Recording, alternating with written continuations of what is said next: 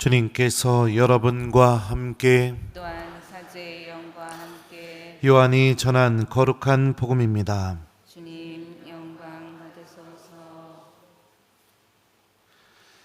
그때 예수님께서는 유다인들에게 내 아버지께서 여태 일하고 계시니 나도 일하는 것이다 하고 말씀하셨다. 이 때문에 유다인들은 더욱 예수님을 죽이려고 하였다. 그분께서 안식일을 어기실 뿐만 아니라 하느님을 당신 아버지라고 하시면서 당신 자신을 하느님과 대등하게 만드셨기 때문이다. 예수님께서 그들에게 말씀하셨다. 내가 진실로 진실로 너희에게 말한다. 아버지께서 하시는 것을 보지 않고서 아들이 스스로 할 수 있는 것은 하나도 없다. 그분께서 하시는 것을 아들도 그대로 할 따름이다. 아버지께서는 아들을 사랑하시어 당신께서 하시는 모든 것을 아들에게 보여주신다. 그리고 앞으로 그보다 더 큰 일들을 아들에게 보여주시어 너희를 놀라게 하실 것이다. 아버지께서 죽은 이들을 일으켜 다시 살리시는 것처럼 아들도 자기가 원하는 이들을 다시 살린다. 아버지께서는 아무도 심판하지 않으시고 심판하는 일을 모두 아들에게 넘기셨다. 모든 사람이 아버지를 공경하듯이 아들도 공경하게 하시려는 것이다. 아들을 공경하지 않는 자는 아들을 보내신 아버지도 공경하지 않는다. 내가 진실로 진실로 너희에게 말한다. 내 말을 듣고 나를 보내신 분을 믿는 이는 영생을 얻고 심판을 받지 않는다. 그는 이미 죽음에서 생명으로 건너갔다. 내가 진실로 진실로 너희에게 말한다. 죽은 이들이 하느님 아들의 목소리를 듣고 또 그렇게 들은 이들이 살아날 때가 온다. 지금이 바로 그때다. 아버지께서 당신 안에 생명을 가지고 계신 것처럼 아들도 그 생명을 가지게 해주셨기 때문이다. 아버지께서는 또 그가 사람의 아들이므로 심판을 하는 권한도 주셨다. 이 말에 놀라지 마라. 무덤 속에 있는 모든 사람이 그의 목소리를 듣는 때가 온다. 그들이 무덤에서 나와 선을 행한 이들은 부활하여 생명을 얻고 악을 저지르는 자들은 부활하여 심판을 받을 것이다. 나는 아무것도 스스로 할 수 없다. 나는 듣는 대로 심판할 따름이다. 그래서 내 심판은 올바르다. 내가 내 뜻이 아니라 나를 보내신 분의 뜻을 추구하기 때문이다. 주님의 말씀입니다. 그리스도님 찬미합니다.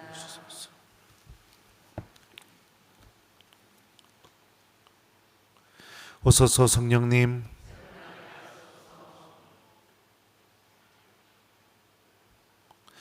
아버지께서는 아들을 사랑하시어 당신께서 하시는 모든 것을 아들에게 보여주신다. 안녕하세요. 오늘 복음 말씀은 어제에 이어서 안식일이 배경이 되고 있습니다. 이 안식일에 두 부류가 이 대조를 아주 분명하게 이루고 있죠. 사람을 살리고 생명을 주시는 예수님, 그리고 그 예수님을 죽이려고 하는 유다인들, 이게 오늘 복음에서 아주 대조를 이루고 있습니다. 유다인들이 예수님을 왜 이렇게 미워하고 또 예수님을 죽이고 싶어 했을까? 이 구약 성경에 보면 이런 말씀이 있어요. 이스라엘아 들어라. 주 우리 하느님은 한 분이신 주님이시다. 너희는 마음을 다하고 목숨을 다하고 힘을 다하여 주 너희 하느님을 사랑해야 한다. 그 하느님은 한 분이시고 그 하느님을 온 마음을 다해서 사랑해야 한다라는 이 말씀이 있는데요. 예수님의 말씀들은, 예수님이 유다인들에게 하셨던 말씀들은 방금 제가 여러분들에게 읽어드렸던 이 구약 성경의 말씀을 정면으로 거스리는 그런 말씀처럼 들릴 수도 있었기 때문입니다. 그래서 저는 한편으로 보면 유다인들의 마음도 이해가 돼요. 하느님에 대한 사랑, 하느님은 한 분이셔야 되니까, 하느님 스스로도 당신은 한 분이라고 말씀하셨으니까 그 하나님에 대한 그 사랑 때문에 예수님을 신성모독으로 여기고 그분을 받아들이지 않으려는 그런 강한 거부감이 마음속에서 일어날 수도 있겠다, 이렇게 이해가 됩니다. 하지만 중요한 건 뭐냐? 유다인들이 놓치고 있었던 게 하나가 있어요. 그게 뭐냐? 하느님에 대한 믿음은 누군가를 죽이려는 죄악을 절대로 낳지 않는다는 사실입니다. 오늘 복음을 보면 이런 표현이 나와요. 이 때문에 유다인들은 더욱 예수님을 죽이려고 하였다. 그러니까 아무리 합리적이고 옳고 내 믿음이 올바르다 하더라도 그 믿음이 맺어내는 열매가 누군가를 죽이고 싶은 마음이라면, 그리고 실제로 죽이려고 하는 그런 행동들이 내 마음속에서 열매로 맺어지게 된다면 한 번 정도는 우리가 진지하게 고민하고 생각해 볼 필요가 있다는 거죠. 하나님은 그런 방식으로 일하시는 분이 아니시기 때문이죠. 이게 여러분들 유다인들이 잘못되고 놓친 모습이에요. 악을 저지르는 방법은 하느님에 대한 사랑이 할 수 있는 것이 절대로 아닙니다. 교회 안에서도 올바른 믿음이라고 이야기하면서 교우들에게 하느님의 일을 하면서 상처 주는 사람들, 소리 지르고 또 하느님의 일을 하면서 자기 뜻대 그 일에 잘 따라오지 않는 사람들을 향해서 험담하고 또 본인밖에 모르는 그런 이기적인 마음, 이런 열매들을 맺어내면서 하느님의 일을 하는 사람들이 여전히 존재합니다. 이들도 스스로 하느님을 사랑한다고 이야기하죠. 그리고 하느님에 대한 믿음을 누구보다도 굳건하게 강하게 갖고 있다고 그렇게 생각할 겁니다. 근데 우리가 한 번은 좀 냉정하게 생각해 볼 필요가 있어요. 하느님에 대한 믿음 때문에 움직이게 된 일이었고 하느님을 사랑해서 내가 하고 있는 일이었는데 그 일을 해 나가는 과정에서 죄악을 맺어내는 열매들이 계속해서 내 안에서 맺어지고 있다면 한 번 정도는 우리가 멈추고 내가 지금 왜 이런 열매를 맺어내고 있는지를 진지하게 고민하고 그리고 하느님의 뜻이 무엇인지 한 번 정도는 헤아리고 찾는 모습이 반드시 필요한 겁니다. 그리고 이런 방법으로 일할 경우에는 아무리 합리적이고 옳다 하더라도 그 사람의 믿음은 하느님을 바라보고 하느님과 일치를 맺는 길을 잃어버릴 가능성이 굉장히 높습니다. 유다인들이 예수님을 죽이려고 했던 이유에 대해서 다시 한번 오늘 복음이 언급하는 말씀을 한번 살펴보죠. 이 때문에 유다인들은 더욱 예수님을 죽이려고 하였다. 그분께서 안식일을 어기실 뿐만 아니라 하느님을 당신 아버지라고 하시면서 당신 자신을 하느님과 대등하게 만드셨기 때문이다. 죽이려고 했던 이유는 두 개입니다. 안식일을 어기고 계시고 하느님을 당신 아버지로 말씀하고 계시기 때문에. 여기서 안식일을 어기실 뿐만 아니라 요 부분도 이 그리스어 성경을 보면 어기다라는 동사가 미완료 시제로 쓰였어요. 이 그리스어 성경 그 문법에서 미완료 시제는요 과거의 반복적인 행동을 묘사할 때 사용합니다. 그러니까 안식일을 한 번만 어기신 게 아니라 안식일을 자주 어기셨다는 것을 의미합니다. 실제로 여러분들 공간복음과 요한복음을 보면 예수님께서요 병자들을 고쳐주신 날들이 대부분 다 안식일이었어요. 병자 스스로가 예수님께 찾아온 경우를 제외한다면 거의 다 안식일에 예수님은 병자들을 고쳐주십니다. 왜 안식일에 병자들을 고쳐주실까요? 오늘 복음에 의하면 하느님께서 하시는 일을 아들이 하고 계시니까. 하느님께서 그러면 하시는 일이 뭘까요? 사람을 살리는 일, 사람에게 생명을 주는 일. 그게 안식일에 하느님께서 우리들에게 해주시는 일이라는 걸 예수님께서 드러내고 보여주시기 위해서 안식일에만, 거의 안식일이죠, 안식일에만 이 병자들을 고쳐주는 그런 일을 하십니다. 또 예수님을 하느님 아버지라고 이렇게 아니죠, 하느님을 당신 아버지라고 이렇게 말씀하시는 부분도 오늘 일독서 말씀을 우리가 좀 연결져서 생각해 보면 충분히 이해할 수가 있습니다.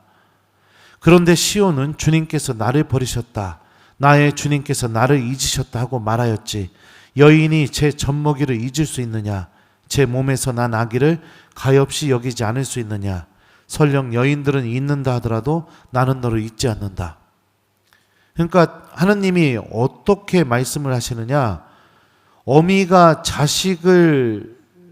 자식과 맺는 관계보다 더 깊은 관계, 더 일치의 관계, 더 깊은 사랑의 관계, 더 친밀한 관계를 우리들과 맺고 계시고, 하느님은 그렇게 그런 관계를 맺기를 바라고 계시다고 이미 이사야 예언서를 통해서 주님께서 드러내 주셨죠. 그러니까 유다인들이 이 구약 성경에서 하느님은 한 분이시다, 이 말씀에만 이렇게 집착하지 않고 예언자들을 통해서 하느님이 당신을 믿는 이들과 어떤 관계를 맺고 싶어 하시는지 이 말씀들을 좀 듣고 그 안에서 좀 하느님의 마음을 헤아려 봤다면 예수님이 하느님과 맺고 계시는 그 깊은 일치도 충분히 이해할 수 있었을 것입니다.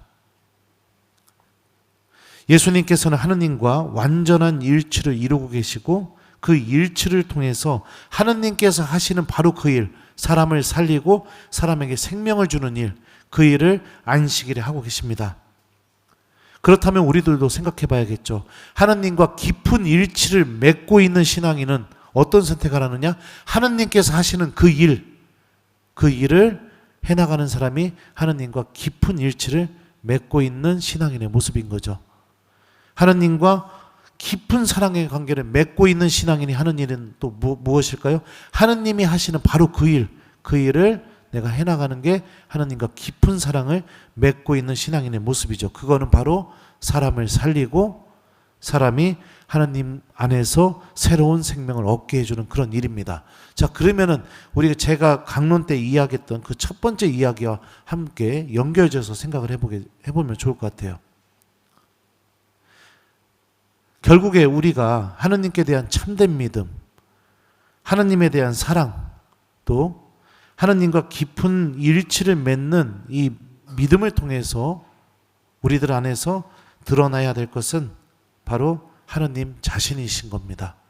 예수님 안에서 아버지이신 하느님이 깊은 일치를 맺고 계시면서 하느님이 하시는 일이라는 게 드러나게 되는 것처럼 우리들도 믿음을 통해서 하느님과 일치를 맺으면 맺을수록 우리 안에서 드러나는 건 바로 하느님 자신이 되어야 된다는 것이죠.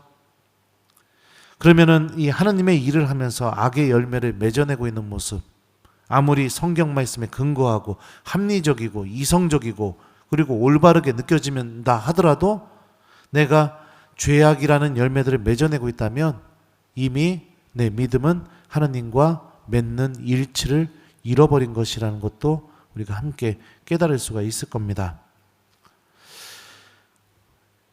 우리는 어떤 신앙인인지 오늘 말씀을 통해서 한번 생각해 봤으면 좋겠습니다. 내 말과 행동, 어떤 열매를 맺어내고 있고 하느님에 대한 믿음 때문에 나는 이웃을 살리고 있는 신앙인인지 아니면 이웃을 오히려 죽음으로 내모는 신앙인인지 한번 곰곰이 내 모습을 성찰해 본다면 내가 하느님과 일치하고 있고 사랑의 관계를 맺고 있는 것인지 아니면 일치와 사랑은 빠져버린 채 그냥 하느님은 이런 분이시다 라는 그 지식에만 갇혀서 하느님을 만나지 못하면서 허우적거리고 있는 악의 도구인지 스스로가 분명히 알 수 있을 것이라고 생각이 듭니다. 숙제 드릴게요. 오늘 숙제는 여러분들 내가 하는 말과 행동이 이웃들을 살리고 이웃들에게 생명을 주는 열매를 맺어내는 하루를 보내기, 나를 통해서 나와 깊은 일치를 맺고 계시는 하느님이 드러나는 내 말과 행동을 통해서 드러나게 되는 그런 하루를 좀 보내보셨으면 좋겠습니다. 하느님께서는 예수님과 맺고 계시는 그 깊은 일치를 우리들과도 분명히 맺기를 바라고 계십니다. 믿음은 이런 하느님과 깊은 사랑의 관계로 우리를 반드시 인도해 줄 겁니다. 아버지께서는 아들을 사랑하시어 당신께서 하시는 모든 것을 아들에게 보여주신다. 아멘.